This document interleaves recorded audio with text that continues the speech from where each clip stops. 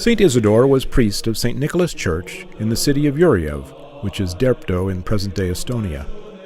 According to the terms of a treaty concluded in 1463 between the Moscow Great Prince Ivan III and the Livonian Knights, the Knights were obliged to extend every protection to the Orthodox at Depto. But the Livonian Knights, who were German Catholics, broke the treaty and tried to force the Orthodox to become Roman Catholics.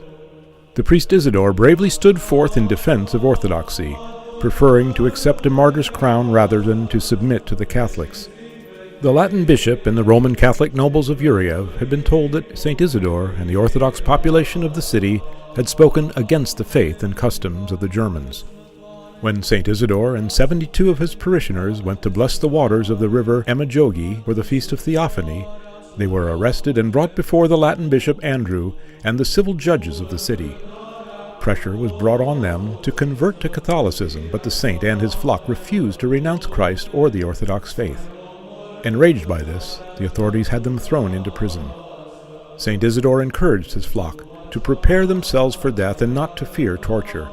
He partook of the reserved gifts he carried with him, then communed all the men, women, and children with the holy, life-giving mysteries of Christ.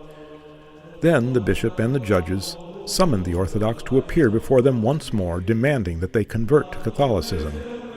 When they refused to do so, they were dragged back to the river and pushed through the hole in the ice that they had cut to bless the water. So they all suffered and died for Christ, who bestowed on them the crowns of unfading glory.